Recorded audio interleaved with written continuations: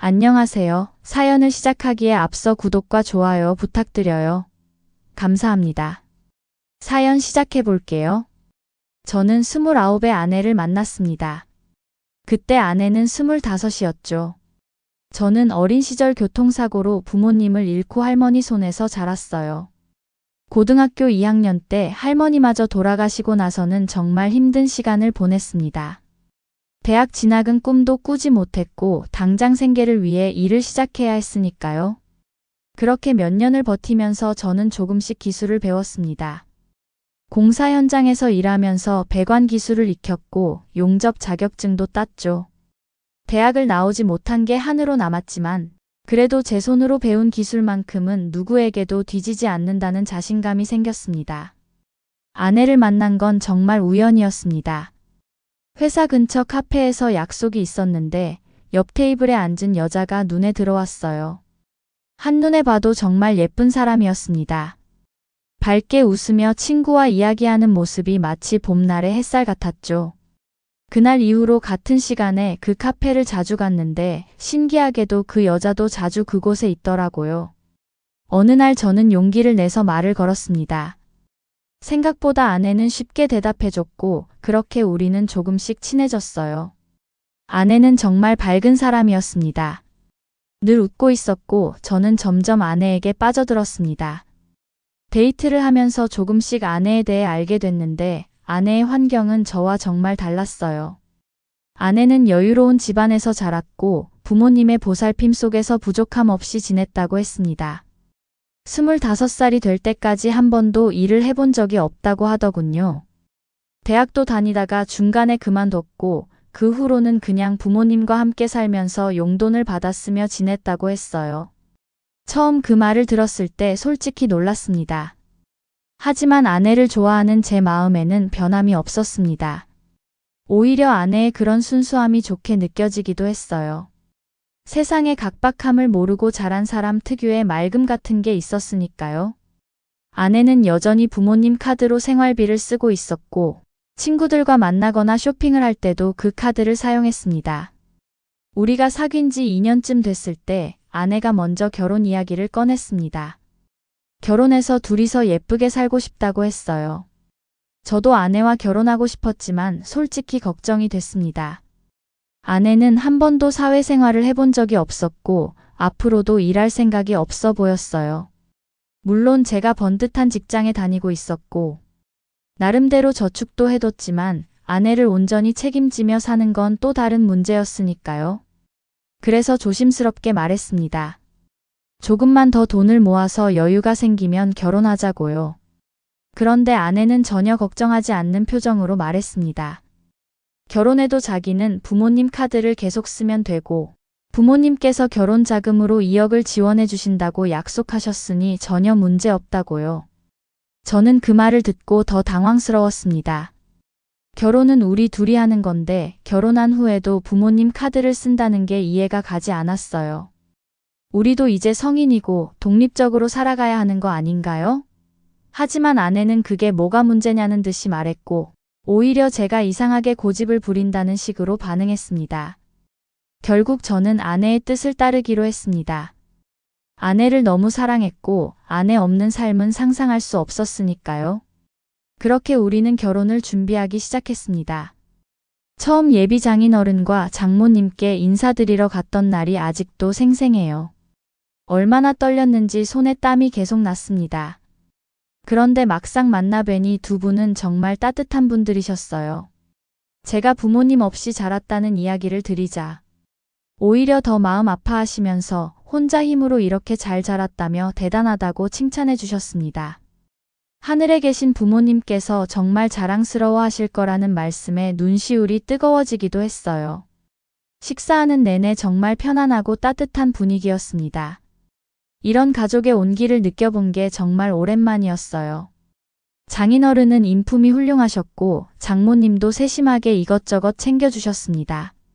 아내가 왜 그렇게 밝고 명랑한지 알 것 같았어요. 이런 사랑 속에서 자랐으니 당연한 거겠죠. 사실 결혼을 결정하고 나서도 마음 한구석에 불안함이 있었는데 예비 처가댁에 인사를 다녀온 후로는 오히려 마음이 가벼워졌습니다. 이제 저에게도 든든한 가족이 생기는구나 싶었어요. 정말 좋았습니다.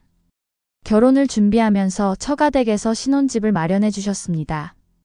처음에는 2억을 지원해 주신다고 하셨는데 막상 구해주신 아파트는 3억이 넘는 곳이었어요.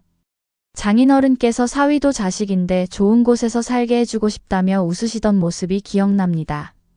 한 번은 장인어른과 단둘이 술을 마실 기회가 있었습니다. 그때 장인어른께서 조심스럽게 말씀하셨어요. 아내가 아직 철이 없고 세상 물정을 잘 모른다고 아마 결혼하면 제가 고생을 꽤 할 거라고 하셨습니다. 하지만 미워하지 말고 잘 보듬어 달라고 조금만 시간이 지나면 아내도 철이 들 거라고 부탁하시더군요. 결혼 생활은 정말 행복했어요. 회사에서 힘든 일이 있어도 집에 돌아오면 아내가 있다는 게 큰 위안이 됐습니다. 누군가 나를 기다리고 있다는 것, 함께 저녁을 먹고 이야기를 나눌 사람이 있다는 것이 이렇게 좋은 기분인지 처음 알았어요. 물론 싸우기도 했습니다. 아내는 집안일을 정말 하나도 못했거든요. 청소기 사용법도 제대로 몰랐고 음식은 아예 만들 줄 몰랐습니다. 저는 회사에서 돌아와 저녁을 먹고 나면 설거지를 하고 빨래를 개고 화장실을 청소했어요. 아내는 제가 출근하고 나면 혼자 점심을 배달시켜 먹었는데 그마저도 장모님 카드를 사용하더군요. 그래서 제가 말했습니다. 이제 결혼했으니까 부모님 카드는 돌려드리는 게 맞지 않겠냐고요. 하지만 아내는 단호하게 싫다고 했습니다. 결국 제가 장모님께 직접 말씀드렸습니다. 아내가 쓰는 카드 값을 제가 드리겠다고요. 하지만 장모님도 손사래를 치며 거절하셨습니다. 저는 그저 죄송하고 감사할 따름이었습니다. 사실 아내가 쓰는 카드 값이 만만치 않았어요. 아내는 친구들을 자주 만났고 만날 때마다 식사를 하고 카페에서 차를 마셨습니다. 옷도 자주 샀고 화장품도 비싼 브랜드만 골라 샀어요. 하지만 그래도 결혼 생활은 좋았습니다. 아내는 여전히 제 눈에 세상에서 가장 예쁜 사람이었고 아내와 함께 있으면 그것만으로도 행복했으니까요. 저는 아이도 빨리 갖고 싶었습니다. 하지만 아내는 생각이 달랐어요. 아이는 낳고 싶지 않다고 했습니다. 아이 없이도 얼마든지 행복하게 살 수 있고 아이를 낳으면 자유가 없어진다고 했어요. 저는 아내를 설득하지 않았습니다. 아내의 의견을 존중하고 싶었으니까요. 그런데 결혼 2년 차의 계획에도 없던 임신 소식을 듣게 됐습니다. 저는 정말 기뻤지만 아내는 전혀 다른 반응이었습니다. 멍하니 앉아서 아무 말도 하지 않더니 결국 울음을 터뜨렸어요. 원치 않았던 임신이었으니까요. 저는 아내를 안아주며 괜찮다고 우리가 잘 키울 수 있다고 말했습니다. 하지만 아내는 임신 기간 내내 힘들어했어요.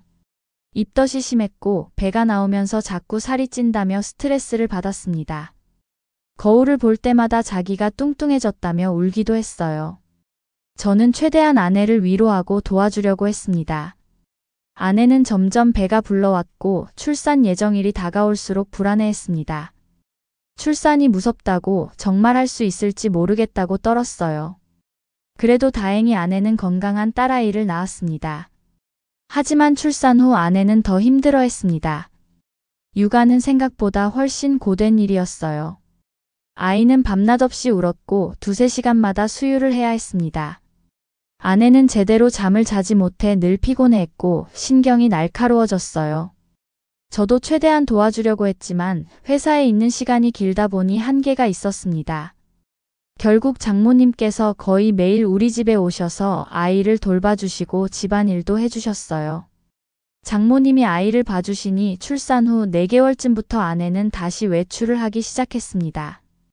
친구들을 만나러 나가고 저녁 늦게까지 돌아오지 않는 날이 잦아졌어요. 처음에는 그래도 아내가 스트레스를 풀어야 한다고 생각했습니다. 육아가 얼마나 힘든지 알았으니까요. 하지만 점점 빈도가 잦아지고 밤 11시, 12시가 넘어서 들어오는 날이 많아지면서 걱정이 됐습니다. 술에 취해 비틀거리며 들어오는 아내를 보면 화도 났지만 뭐라고 하면 아내는 오히려 역정을 냈어요. 자기도 숨통이 트여야 살 것 같다고 왜 자기만 갇혀 지내야 하냐고 소리를 질렀습니다. 그렇게 아내의 외출은 일상이 됐고 장모님은 거의 우리 집에서 살다시피 하며 아이를 돌봐주셨어요. 장모님도 점점 지쳐가는 게 눈에 보였습니다. 한 번은 장모님께서 한숨을 쉬며 말씀하셨어요. 아이를 낳고도 철이 안 드는 걸 어떻게 하냐고. 자기도 딸을 타일러 보고 혼도 내봤지만 소용이 없다고 하셨습니다. 저는 장모님께 죄송하고 감사하다는 말밖에 할 수 없었어요. 그러던 어느 날 청천벽력 같은 소식을 들었습니다.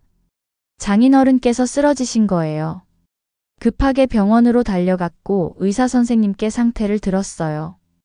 간 기능이 심각하게 저하됐고 간경화가 상당히 진행된 상태라고 했습니다. 정밀 검사 결과 간 이식이 필요하다는 진단이 나왔어요. 저는 그 말을 듣는 순간 머릿속이 하얘졌습니다. 장인어른은 제게 아버지 같은 분이셨어요. 결혼 후에도 종종 술 한잔하며 이런저런 이야기를 나눴고 제가 힘들 때마다 조언을 해주셨습니다.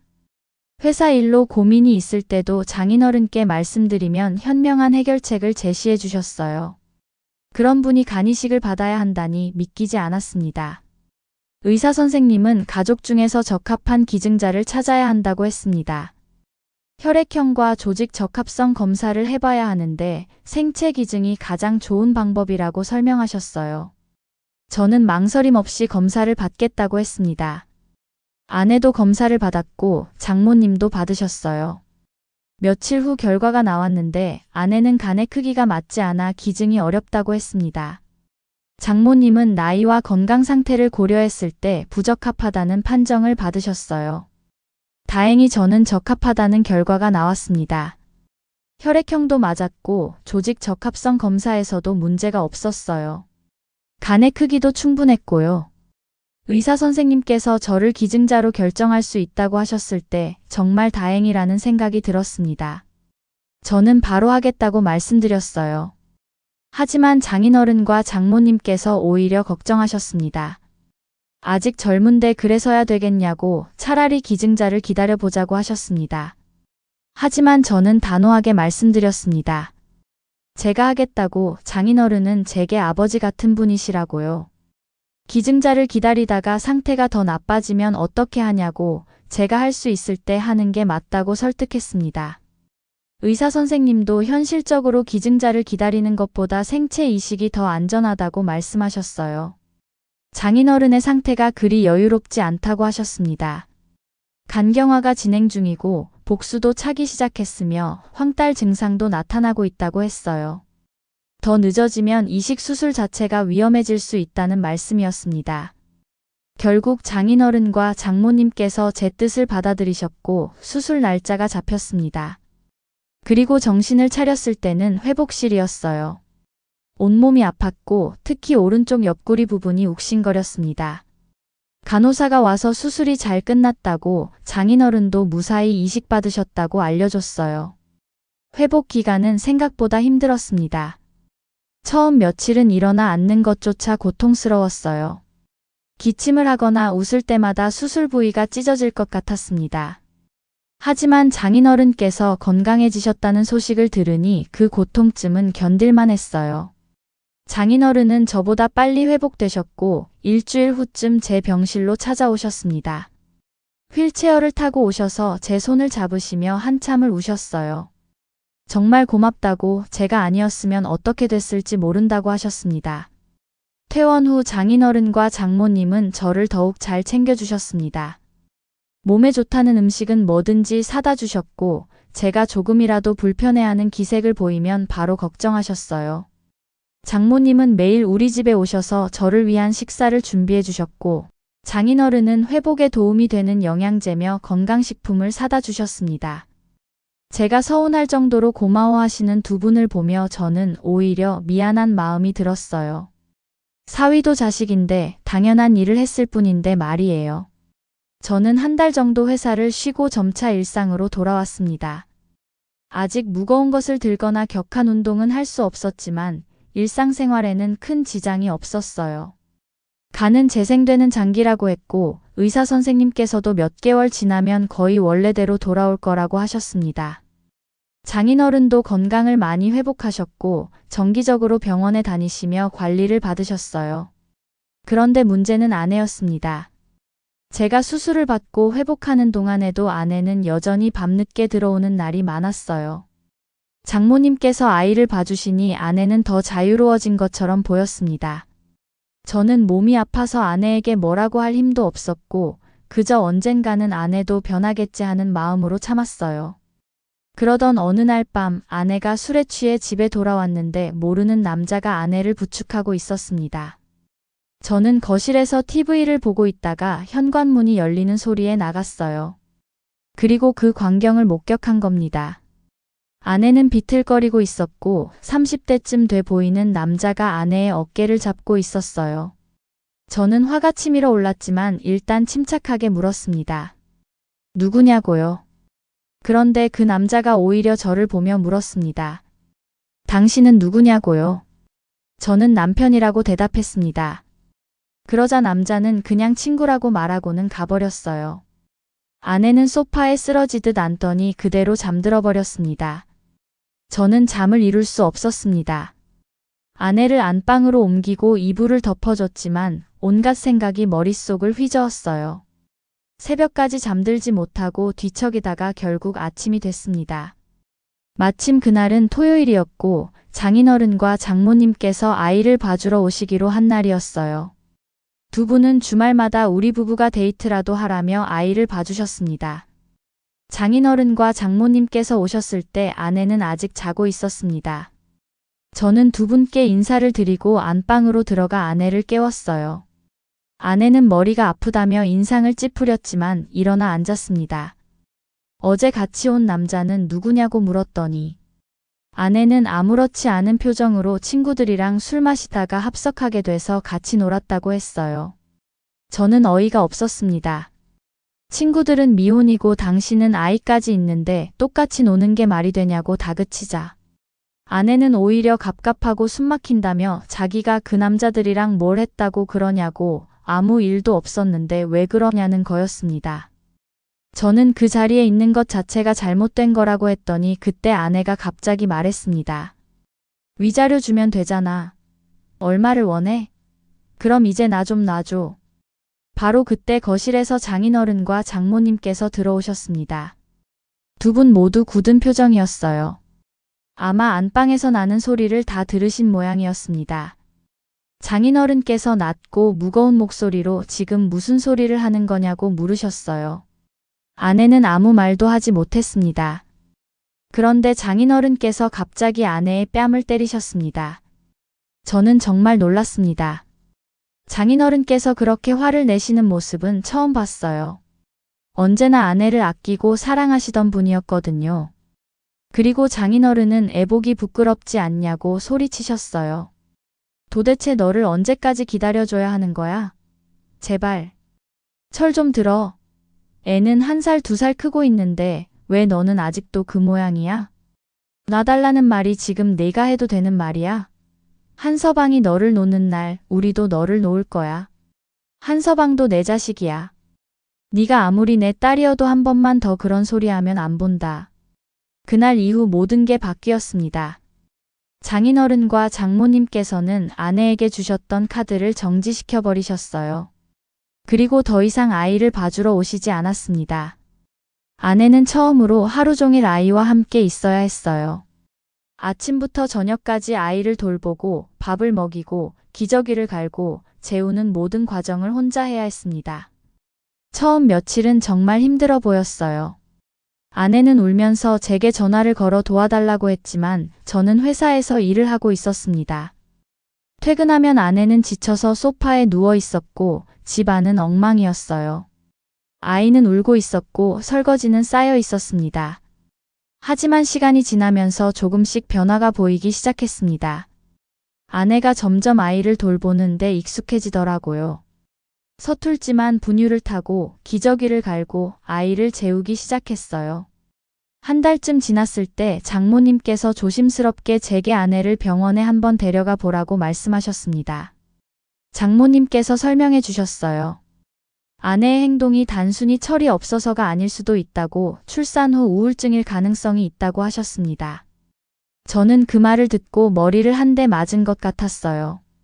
왜 진작 생각하지 못했을까요? 저는 아내를 설득했습니다.